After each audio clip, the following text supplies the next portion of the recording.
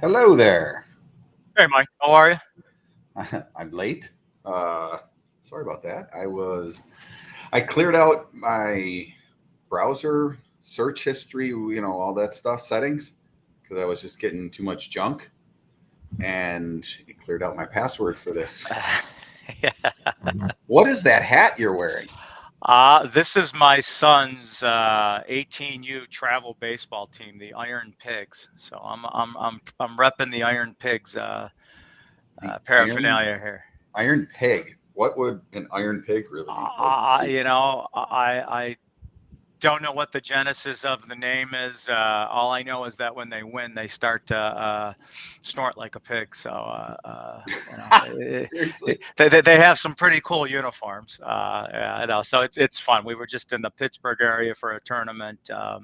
This is their first travel tournament since Labor Day of last year, so they're just kind of getting the feel of playing together again after high school baseball, and it's fun. It's just a fun, it's fun to watch. Kids play at this age because it's more for the love of the game than anything else. Well, I mean, this big boy baseball at that stage. I mean, these guys are probably throwing some pretty big heat, I would Yeah, guess. you'll get kids consistently in the 80s. You'll get kids that'll get into the upper 80s. Last year, we had a probably one kid in the tournament throw 90, 91. So for juniors in high school, sophomore, juniors, that's getting up there. This year, next year, the kids that obviously go on to the next level, they'll start to get into the 90s at this point. Wow, what positions your son play? My son is primarily a center fielder, and then he's a lefty, so he does some pitching, but primarily center field. That's where he's most comfortable. Gotcha, gotcha. So Well, it's fun. all right. Just like trading lumber, it's fun. Absolutely. The people are Uh, starting to come in a little bit. Since we got a bit of a later start, let's just take a second and make sure we give people time to show up. There's definitely a lot of information to go over today. Um, yeah, and I've got I know what we talked about. I'm going to run through obviously macro economy type stuff, obviously with equity selling off since last Thursday, but there's a lot of lumber stuff to go over, seasonal, historical, kind of where we're at versus last year. And obviously, we'll talk a little bit about moving average type stuff and try to relate what we're looking at technically on the charts to moving averages.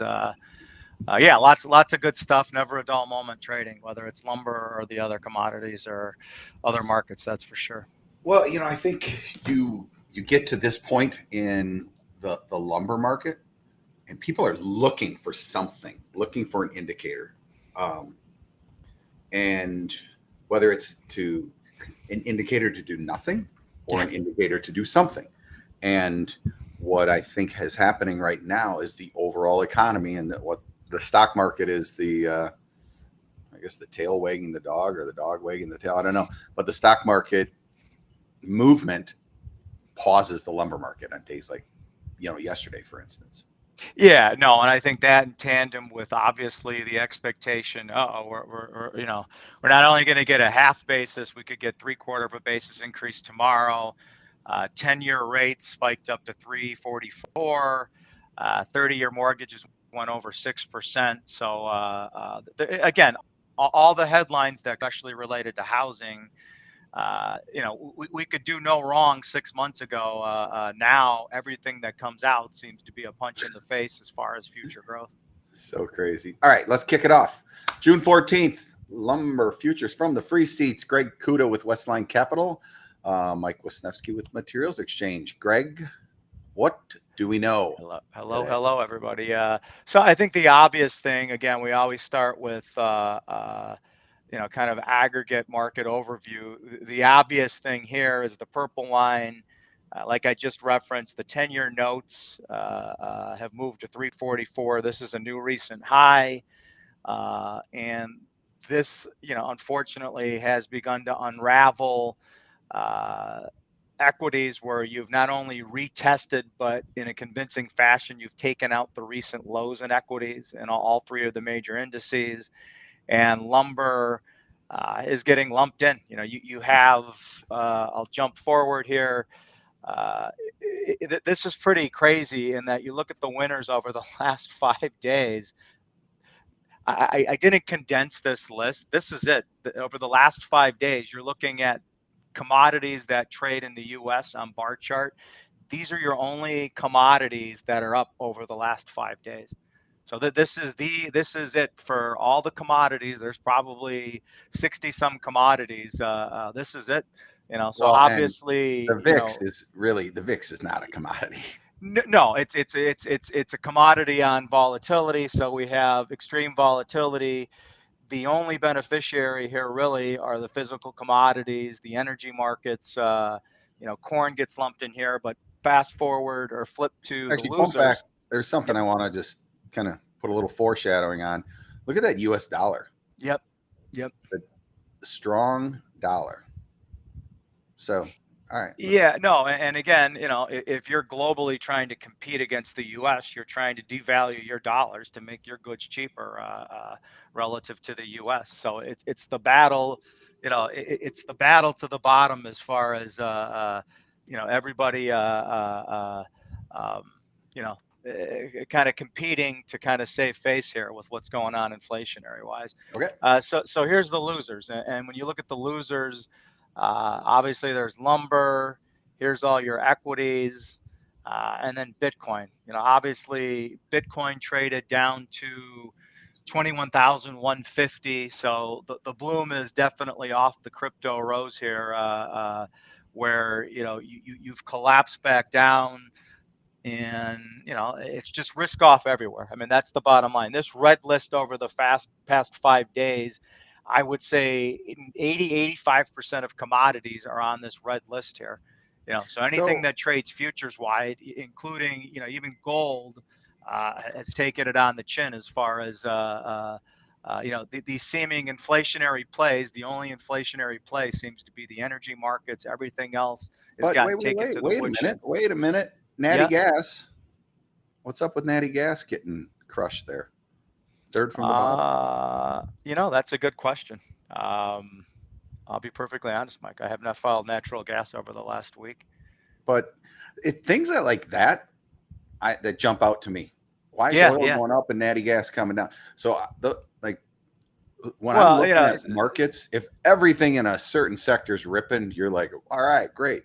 But all of a sudden you start to see a crack in the foundation. Wait a minute, natural gas down 22%. That's an energy. You're like, huh, all right. yeah, no, it's the detachment with stuff like that. And then, you look at, okay, copper, palladium. Okay, technically they're precious metals, but they're also industrial metals used in industrial applications. But silver being down 5.79%, gold is down 2.17% over the last 5 days. So you would think that gold would get your inflationary flight to quality play. And again, when you look at this list, interest rates have been the big beneficiaries with energies, and that's about it. So kind of go back here. Oops. So did I stop Somehow you sharing? stopped sharing. Yeah. But Okay. you know what? Once again I look at that list and I see industrial use items, copper, which is obviously wire, right?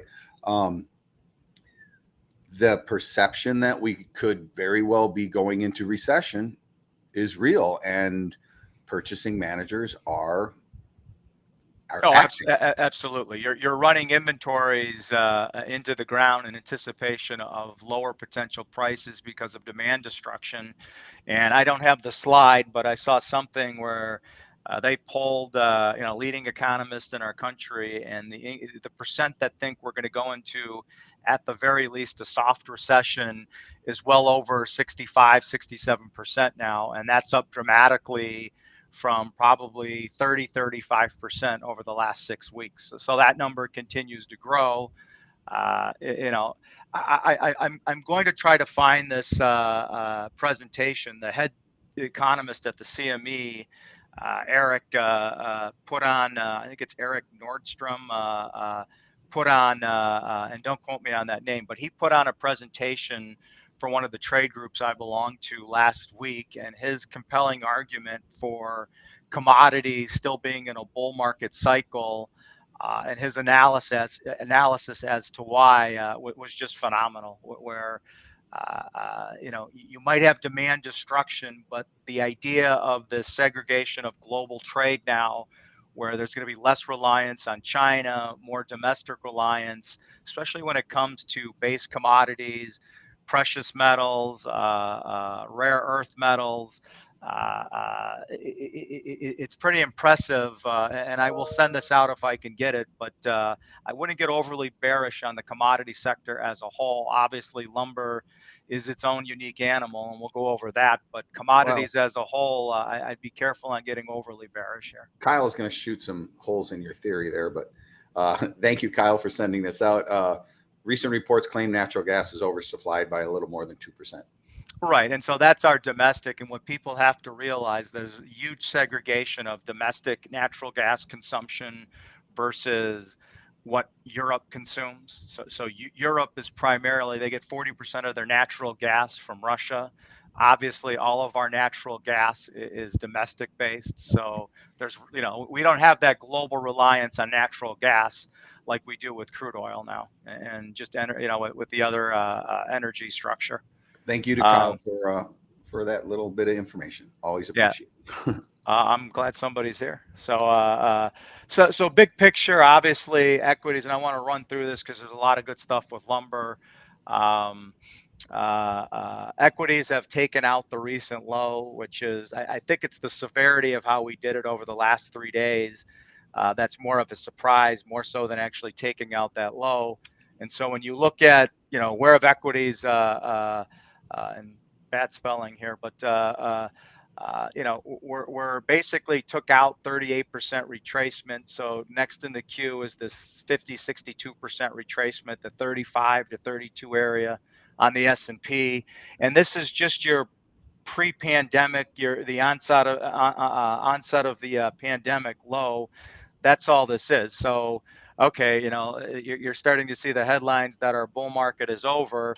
In the grand scheme of things, the bull market is not over. It's just taking a break here. You can see, again, this is your kind of start of the pandemic low. But, if you go back to the last bear market that we were in, and we referenced these percentages last week or the last couple of weeks. So your last official bear market was back in 2008, 2009. You're still, NASDAQ is still up over 700% from these lows. The S&P is up over 425%. The Dow is still up over 350% off of these 2008, 2009 lows. So, look, we're well off the highs from this last, all-time highs, but let's pump the brakes. Sure. That this market's come a long way in the last 10 to 15 years. Here. Expand your memory a little bit and you'll not feel so bad, I guess. Yeah. And again, I see, I think we're going into stagflation. I think from an economic perspective, and I'm an economist here as much as a trader, we are going into stagflation. The only caveat with stagflation is typically, the technical definition of stagflation includes high unemployment. So that's going to be the caveat with stagflation. You're going to see stagflation and high consumer prices, PPI, CPI, PMI. The only caveat, to truly define stagflation is a high unemployment, and obviously that's the only kind of part that we don't have right now. Employment is relatively low. And that seems like a long way off unless we allow a few more people in this country. Yeah, so we referenced the 10-year. We're up over 344 now. If you go back historically, here's the 30-year. So the big headline on CNBC yesterday was the 30-year mortgage is past 6%. Again, historically speaking, again, I know we're high for, we've doubled basically this year, but in the grand scheme of things, is 6%. It's high from where we just spun out of. But, again, let's pump the brakes. That 6% on a historical basis, isn't necessarily the end of the world. And so, kind of dovetailing now into housing. Well, what does this mean for housing? And this is from Zillow. This is from Allie Wolf, and she's phenomenal, by the way, with her facts and figures. Um, but change in monthly mortgage payment year over year. So again, I'm sorry, this is from the end of the year versus now. So you can see how the percent change in these metro areas in going from 3.25 to up over 6%, how you just get demand destruction as far as who can afford to buy a home in these metro areas. I mean, the percent increases speak for themselves. It's pretty dramatic, pretty substantial. When you look at, okay, CPI, this is the other part of this. CPI has obviously spiked dramatically, well up over 8 to 10%. If you look at non-core versus core, you could even make the case that you're closer to 10 to 12%. So again, less is more. People have less money. Things cost more. Uh, and then this shows up in personal savings right now. So look at your kind of start of the pandemic. You had kind of leveled out here. You get all the free money pumped into the economy, and now this is your Eiffel Tower 101. I mean, you've blown through kind of the old lows pre-pandemic, and people have less money. Like it or not, people have less money to spend on durable goods, let alone homes.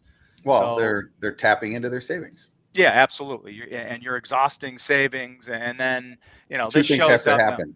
So two things happen there. You spend less, or you make more money. Yeah, absolutely. And the idea is that we're trying to get people to spend less money.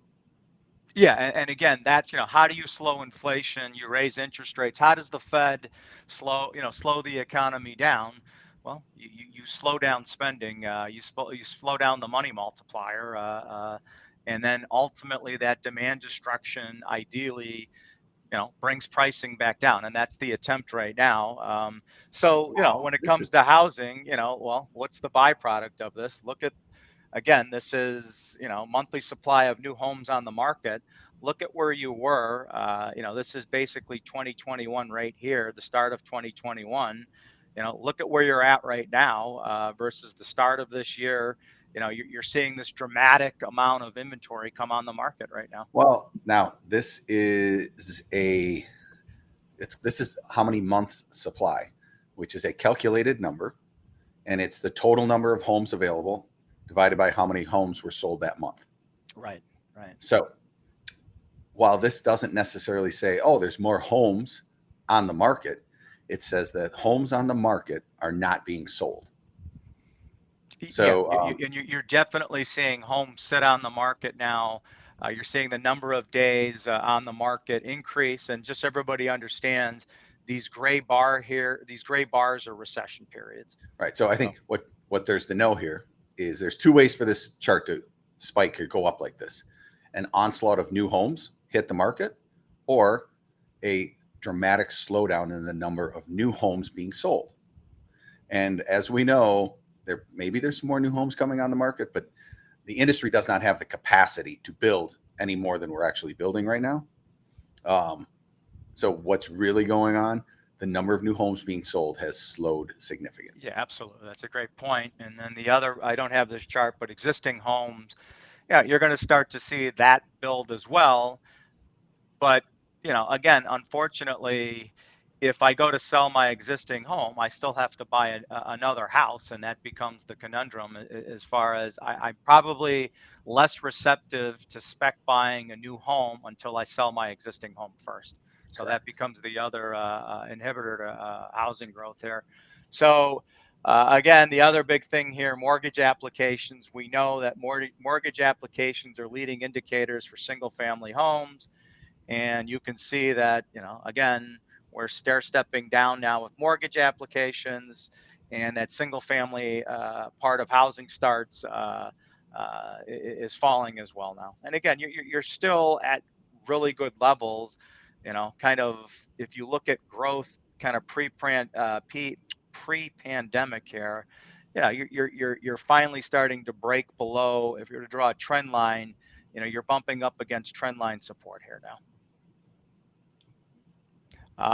So again, volatility. We talked about the craziness of equities here over the last 3 days. So the volatility has increased dramatically here in equities. And so what does this mean for lumber? Lumber volatility is definitely historically still high, but you've started to moderate from where we were in the Q1 of this year to where we're not nearly as we're still historically volatile in lumber, but the volatility is getting sucked out of our market. Historically, you're still at above average type historical volatility, implied volatility levels. And so what does this mean? Options are still expensive. Call options are expensive, put options are expensive. You still have increased implied volatility, so options are still more expensive right now. Well, but I have seen a little more interest in selling options. Yeah, no, and I mean, like I looked at August 450 puts today. If I could sell those at $20, I'm basically getting long July at 420, and that 420. If I can get long July at 430 through the end of July, if I could sell September, the September puts for 450 were $2 more expensive. No, I'd rather sell the August and take advantage of that time decay, which is going to happen a lot sooner. But no, I think now, and we'll kind of go into lumber historically and seasonally. I know we talked about last week, Mike, big picture updates, looking for a bottom, and we'll kind of cover each of these as we go through the remainder of the slides. But some of these are starting to stand out that we're getting closer to a bottom here, and I'll kind of reference them as we go through. And then the other thing, we'll kind of reference, I know we wanted to talk more about technical indicators. What is a moving average? You can read through the textbook definition. We'll show specific examples on some of these charts Yep. of how you would look at moving averages. So All let's right. jump into lumber. Let's jump into lumber. Here we go. So weekly continuation, we took out November lows in this 550, 530 area. Now you're setting up to retest the lows from a year ago in this 500, 490 to 448 area. The significance of this year versus last year is that you're about 4 to 5 weeks ahead of where the pace you were at last year. Last year, we didn't make these lows until the middle of July. This is July expiration right here through the middle of August. So we're setting up seasonally to kind of retest these lows, or the potential to retest these lows into seasonally when I'm gonna here's a daily. Going what Matt Lehman had been talking about that all spring, that we were ahead of, from a time standpoint, Yep. a bit ahead of all of his traditional turning points, or historic turning points. Yeah, and so let me jump forward here and we'll come back. I just want to, so here's your seasonal, and seasonally markets have a tendency to bottom out into the third week of June. So like June 21st into the US 4th of July. So typically you'll get this bottoming as people buy ahead of the 4th, where they don't want to deal with lumber going into the holiday. So seasonally, we're kind of more in line with kind of lower lows going into the historical seasonal lows. So this is starting to set up. You can see this red line is last year's chart. And again, we're 4 to 5 weeks ahead of where we were a year ago. Here's, you can see the different years, and this kind of, this is a better representation. Here's a current, so the green is versus the last 3 years, the last 5 years. So we're below where we were on a 3-year, 5-year average. Now, again, these averages get skewed by a market going to $1,700. You pull those moving averages higher, but you can see how we, over the last 3 years, 5 years, we bottomed after the 4th of July into the middle of July. But from a pricing standpoint, you're well below now where you've bottomed over the last 3 to 5 years. I'm going to jump back because I think this gives a better representation. So here's July. And again, you see the moving averages here. The one moving average I'll reference here is this blue line is the 9-day. And for me, the 9-day is kind of a leading indicator moving average. It's much more sensitive because of its compressed time. It's more reflective to picking tops and bottoms. And you can see once you rolled over under the 9-day here and that 9-day moving average slope started to flatten out, the market never looked back. And every time you've touched the 9-day moving average, it's become a sell opportunity. So at some point, you're going to get a rally back to the 9-day. That 9-day in July is in the 575 area. Obviously, it's still downward sloping. So the lower we go, the lower this moving average gets. But for me to be convinced that this market's bottoming from a moving average standpoint, at a bare minimum, you'll start to close. You'll see this moving average, this 9-day moving average, the slope start to flatten out. And then you'll start to get consecutive daily closes back above that 9-day. And then that allows for an attack of the 20-day and some of these higher moving averages.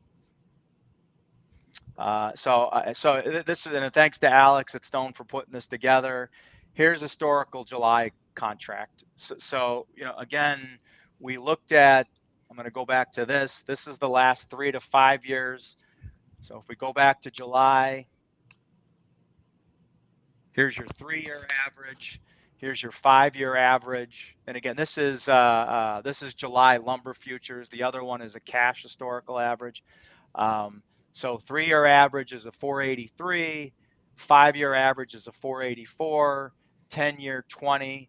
So when you look at these moving averages, what's relevant? Where did you have this big paradigm shift in lumber pricing? Is the 10-year moving average relevant? Is 5-year, 3-year more a reflection of reality because of higher cost of production? But you can see, July, the low is 518.50 today. Yesterday, we got down into that 517 area. We're still above the July 3-year, 5-year average type price levels, but you're getting close to these numbers now. And typically, when you get within 2 to 5% of historical numbers, that's good enough on either side of that, where you don't have to get absolute, you don't need to revert back to absolute historical numbers. You can be within 2% of that, under or over. 2 to 5% is typically good enough. All right, let's get into some of the statistics here. So here's September. You can see, just run through these. 5-year average in September is 512. 3-year average is 582. So you look at September, you're below those 3 and 5-year averages now. November, you're still above. And so again, this gets into the carry structure, the contango carry structure, where you're going to have the real lows in spot market. You're going to have the real lows in physical cash. Everything else is going to stair stepped up because of the cost to carry. So we talked about, what are signs that you're going to bottom out here?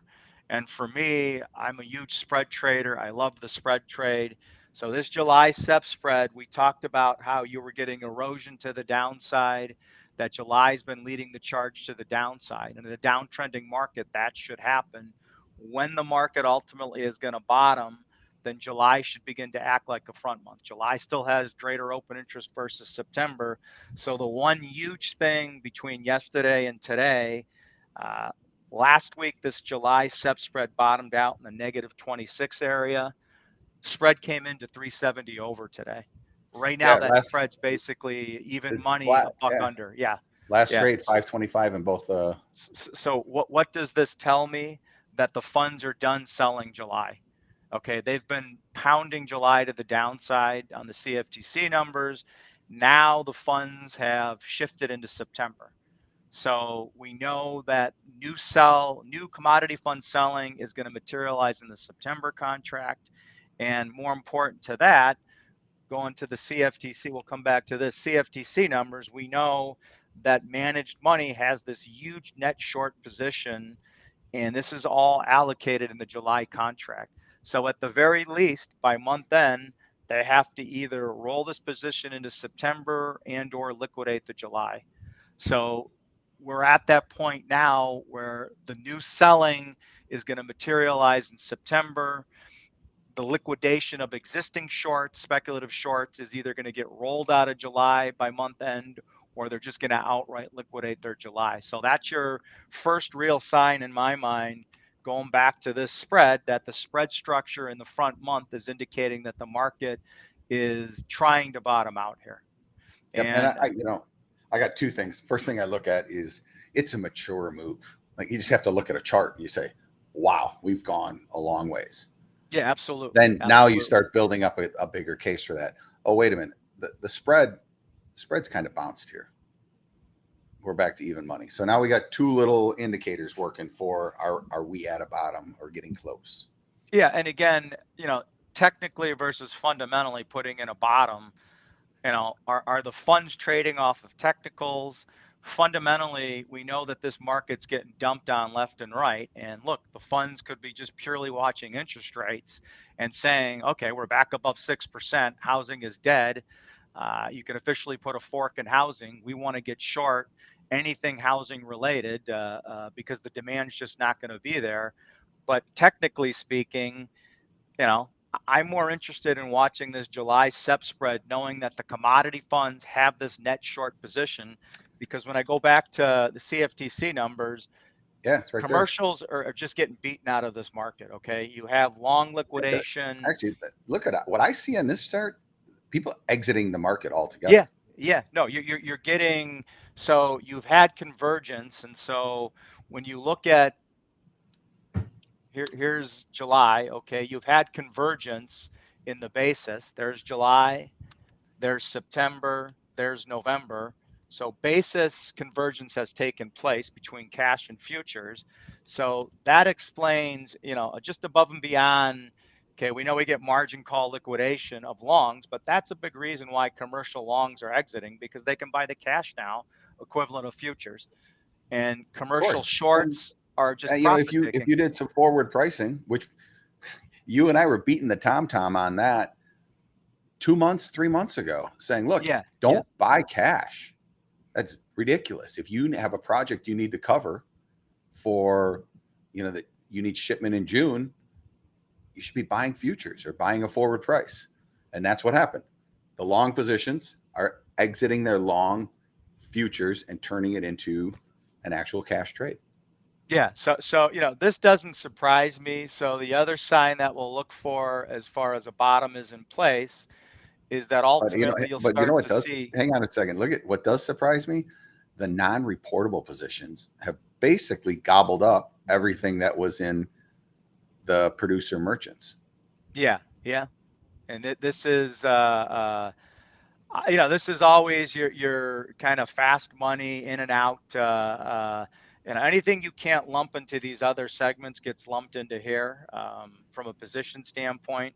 So the other reportables here are greater than 25 contracts. These are less than 25 contracts as far as the CFTC is concerned. So again, for me, I'm watching this because I know that this position is short July. They have to do something with these Julys. Yeah, And that's the the big idea jump. that all these other Julys exist, look, there's going to be your usual suspects, that EFP July, but in a downtrending market, you're beating longs out of this market continuously. You're energizing the shorts. They have the momentum. The second that momentum stalls out, for me, this is the technical reason why you could get a rally, and it has nothing to do with the fundamentals of housing or lumber. It has everything to do with, if these guys decide that they want out, at the very least, they're going to roll into September. This could be the catalyst. When you go back to how could you get back above, if we go back to the July chart here, how could you get July back above the 9-day?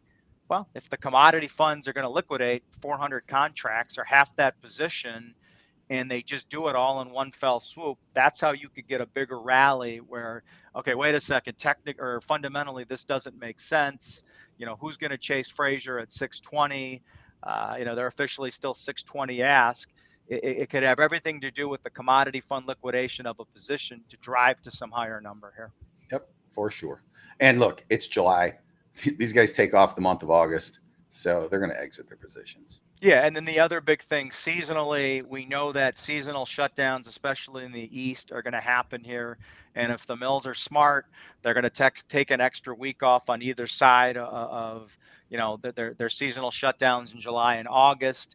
And the expectation is the lower we go here, you're starting to see sawmills complain about selling below cost of production. We're going to trigger anti-dumping. We've got we've drawn the line, line in the sand. These are the floors. Well, floors become ceilings unless you do something about it. So, if sawmills are listening, if you don't like these numbers, then do something about it in the form of curtail.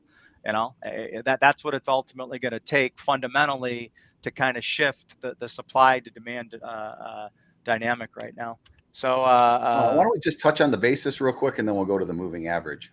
yeah, so July, again, we've had convergence here across the board. And again, this is reflective, you're going to pay more now in a contango carry market. There's going to be a cost to carry associated with going further out on this curve where you're going to have to add something. The cheap wood's going to be loaded into the spot month, loaded into physical cash. So for those, like what's my strategy here is I want to know my own business item by item, what I need, when I need it. And then I want to look at the historical seasonal numbers. I want to go back and look at those, where is my item from an investment standpoint on a 3-year, 5-year, 7-year, 10-year average. And I want to itemize out very specific items. And if there's value, if you're at investment type levels and you need that wood in anticipation of what lies ahead, then I think on an item by item basis, you have to go out and figure out where value lies in what you're going to be buying from a physical cash standpoint. Because to lay it off in futures, that's fine, but you're going to pay some kind of cost to carry. You're going to pay some kind of premium in this carry structure. And that's just the nature of a bear market structure now. So we've gone from that bull market structure to a bear market structure. And then we'll jump into moving averages, but car velocity is kind of ahead now of where we were the last couple of years. Zero issues with cars moving. Yeah, I mean now with a declining demand structure, look, mills are still late shipping, but the sense of urgency from a demand perspective obviously has kind of taken the wind out of, well, we can't ship the wood, again. Less is more. People are going to do less with more. And then let me see here if there was anything. I'm going the wrong way. I think that was it, Mike. Just everybody's aware. We have housing starts on Thursday. I can't imagine that's going to be a good number. And then the big thing is tomorrow afternoon, 2 p.m. Eastern or thereabouts, you're going to get the FOMC meeting at 3 p.m. Powell will speak and kind of give his analysis of what he sees and why they did what they did. So the markets will be completely fixated on this tomorrow. And then for our industry, we'll be fixated on Thursday morning. Now, just to wrap up the whole economic conversation before we move to moving averages, I read yesterday, and I got to figure out where the heck I read this.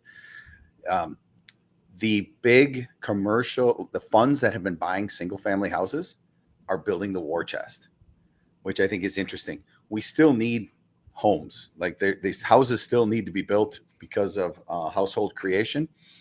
If the population can't afford to buy them, what's going to happen? These big funds are sitting back with a pile of cash. They will buy those homes and then rent them back. In fact, I read in this, I'm thinking it was on Bloomberg. One big fund was working with a major national home builder for 7,500 units. So I think that's interesting. There is an underpinning to this housing market. Even if it looks like it could be bad, we could see these money managers put their money to work in housing. Well, I'm going to, let me just, the other thing I want to reference, and I don't know if I still have it from last week. Let me see if I have it. I'm just going to reference one thing. This is the other big component. I'm sorry, I'm kind of, let me see if I can find it here. If I didn't take it, this is the slide deck from last week, but Yeah. Where's it at? Here, let's see. Oh, here it is. No, we're getting close here. You know, I apologize, but there was a chart we looked at last week that showed rent, and so that's the other huge component of can the idea of these large aggregate funds accumulating housing. Again, they're not accumulating the housing as far as to go spin it off. They're accumulating the housing because there's still a housing shortage and rents are up dramatically where they're buying something to rent it out, and that becomes the profit model, is that they become rental properties, in single family home rental properties. And that's the other component of housing as far as some of these big aggregate funds, accumulation of homes, they're going to turn them into rentals and reap the rewards of inflation and rent pricing. Yep. All right. Moving average. Moving average is very, very simple. You stand where you're at in time and you look backwards for a number of periods. You add all those periods, the price during those periods up, and divide by the total number of periods. You come up with the average over that time period. So on this chart, what you notice is that the green line, which is the 200 moving day average, is relatively more flat versus the 50-day moving average. So you're making the assumption that this every bar on this chart is 1 day. So if you start at the end here and you go back 50 days, it takes you probably back to somewhere around here, and you add the closing price for every day, and it puts you right at this black line. If you were to say, instead of a 50-day, if you did a 10-day moving average, this line would be steep and pointing down. So really what it does is it just gives you an easy way to look at what happened in the last 10 days, what happened in the last 50 days, what happened in the last 100 days. And it is not a leading indicator. It is by all means a trailing indicator. I think this right here shows it really well. Oh, geez. I wanted to see that. This chart. So you can see the line is more, the brown line is absolutely more sensitive. It's measuring more of these red bars than the blue bars. The pink line is less sensitive. It's measuring more of all the blue bars, or measuring more bars going back. So simply that's what it is. Now I know, Greg, if you could show some of your charts that have a lot of moving averages on them. And Yeah, let me see. Are we still sharing here? Yeah. So here you go. Here's a July, and you can see all these lines. And I send these out, and people are like, "Well, what are you sending me?" So when you look at all these downsloping lines, the closer you are to the actual bars, these are the actual daily price changes, the shorter the term of the moving averages. So again, this blue line here is a 9-day. This red line is a Bollinger Band, but this is an 18-period Bollinger Band. This blue line here is a 20-period moving average. And then you stair step up into the 40-day, the 44-day. This red line is a 50-day. And then this yellow line here is a 200-day moving average. This black line here is a 100-day moving average. So you can see when lumber made the highs back in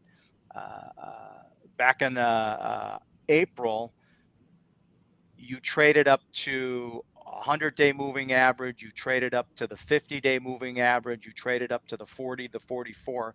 When you get this kind of meshing of all the Bollinger Bands, that's usually a good indication that becomes a big pivot point, an inflection point on the charts. And so something else I'm going to point out with the moving averages, I always look at the slope of the moving average, and you can see as this market topped out back into February, the moving average slopes were all positively sloped. So typically when you have a positive sloping moving average, it's very difficult for the market to reverse course and stay under a positive sloped moving average. What you typically need to see is a rolling over of those moving averages, where instead of trending higher and higher, the moving average, the slope flattens out and begins to trend lower. And so here's your perfect example.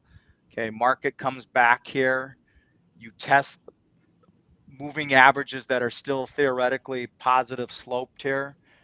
The moving edge averages start to flatten out. Once they start to go negative, it becomes more difficult to get the buy paper to stay above. You need to see the new blood more so than just stopping people out to support this, to kind of push back up and retest the highs. If that doesn't happen, these moving averages start to roll over and the buy becomes a sell opportunity. Your initial All right, support turns into resistance.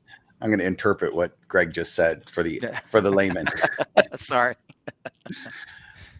Every trader, every person involved in the market has their own time horizon and their own risk parameters. And if you are a fast trader, someone who gets in and out of the market, you're typically going to use a smaller moving average number, like a 10-day or 9-day, like Greg was talking about. If your time horizon is on a longer horizon, you don't want to have what would be a false indicator. You might be using a 40-day moving average. And your typical willingness to take a larger loss, you're more willing to take a larger loss, and you're going to look for a much larger win. So in looking at moving averages, the first thing you have to really do is look internally and say, what's my risk parameter and what moving average matches up with my style? And then when you're looking at a chart to analyze it, and you start to, look at things like Greg just brought up. So that's a great point, Mike. And so so again, volatility determines what time frame you should be looking at. I trade a lot of mini S&Ps. This is a 60-minute intraday chart on the September S&P. So yeah, this is just the collapse since last Thursday. You went from 4,100 down to 3,730 here so far, but this is a 60-minute chart. So look, here's that 9-day. The market held the 9-day. That 9-day slope flattened out, started to push higher, so that allowed the S&P to break back up here. This is your Bollinger Band. You're stuck in this bigger range. You can see you came down under the 9-day here, floated back up into the 9-day. Look at that 9-day slope is down. So again, this is a 60-minute chart. So when I look at this, when I'm going to trade the S&P, I look at 60-minute charts. I look at 5-minute charts. This is a 5-minute chart. So these moving averages are a reflection of this time frame of the chart I'm looking at. So this is a 5-minute chart. This is instead of being a 9-day moving average, this is a 9. This period is based upon a 5-minute chart. So this 9-day average becomes a 9-minute moving average or a 60-minute moving average. So all these moving averages, depending on what kind of time frame you want to look at, here's a daily chart on the S&P.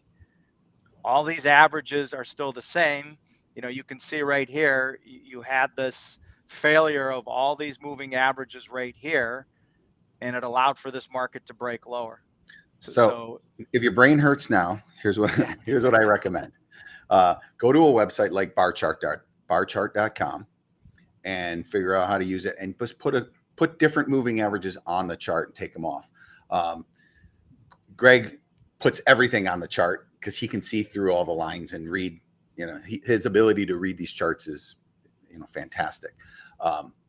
If you're just getting started and you just want to start looking at moving averages, put one on, take it off, and continually change that time interval. Maybe add a couple more. Moving averages are extremely powerful. They're very widely used, which makes them powerful, but they have to mean something to you. So figure out what's comfortable for you to look at and for what for you to follow.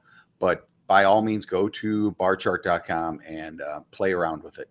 Yeah, and I think next week, Mike, we can look at Bollinger Bands. And again, so moving, when I look at technical indicators, you typically want to pick 3 to 5 to 7. And I really do 3 to 5, and they're just a tool in the toolbox. And when all those tools start to line up, then that becomes a good technical indicator on whether something's a buy or a sell. but just to use one, and look, you have people that build algorithms off of one technical indicator. This is where being a technician is just as much an art as a science, and that you have to figure out what works for you. And look, there are some people that hate technicals, and they just want to trade off of fundamentals and feel. That's fine. But for those that look at technical indicators, in my mind anyway, there's no holy grail technical indicator. It's picking 2, 3, 5. And when you get alignment of 3 out of 5, 4 out of 5, then that's a pretty good indicator of market direction and what you should be doing. And here's something so important to remember. There is no holy grail. Absolutely. There's nothing that's going to make you right all the time. What you want to do is get yourself set with a couple of tools that will allow you to be right more than you're wrong. Yeah, my favorite saying, everybody's a hero on the left side of the chart because it's already happened. So right. It's always obvious to say that this was a sell, but when you're in the middle of this and you don't have the right side of the chart, that's where the technical indicators can be useful as far as anticipating what lies ahead for a market. If you manage your risk and you're right more often than you're wrong, and I'm talking like 60% of the time you're right, 40% of the time you're wrong, and you manage your risk, you'll do just fine trading. But if you're right 80, look, I know a guy who used to be right 80% of the time, and the 20% that he was wrong, he was so wrong he'd blow out all of his 80%. Yeah, absolutely. It's about risk management. All right, let's wrap it up. There's a lot going on. Hey, there's an overall theme here. We're really close to a bottom from a time standpoint, maybe from a price standpoint. I'll go out there and say it's probably not a bad time to get together a buying sheet and get ready to cover some business if you have business on the books. The one thing I would be very careful of here is running out and selling a bunch of business for September, October, November without covering it. Your the risk is way too high for the reward. And the other thing, all kind of the old economic axiom, timing versus price. You get to pick one or the other. Rarely do you get to pick both. So from a timing standpoint, we know seasonally we're getting into that time frame where you bottom out. From a pricing standpoint, this is where it's critical for you to do your due diligence and understand your specific cash needs. What are you going to consume? What do you need over the next 4 weeks, 6 weeks? How are mills shipping to you? Are you mill direct? Are you end user direct? Are you pricing stuff out with vendors? Do they have that 30 to 45 day lag in their pricing? You need to rationalize your own business item by item. And then you use these tools as far as making educated analytical decisions where there's no such thing as a perfect decision, but at least do the homework to help make these decisions. So let's wrap it up. Thanks, Greg Kuda, Westline Capital Management. If you would like the charts from today, reach out to Greg or myself. We'll get them over to you. As always, Materials Exchange appreciates your support. Here's what I can tell you about the platform in the last, I'd say, 4 weeks. Bids get action. If you want to get good pricing, you put a bid into our market, you will get a good. It's been working well for others. That's what I can tell you. So thanks, everyone. We'll see you next Tuesday. Thanks, Greg. See you next Tuesday. Thanks, Mike. Thanks, everybody.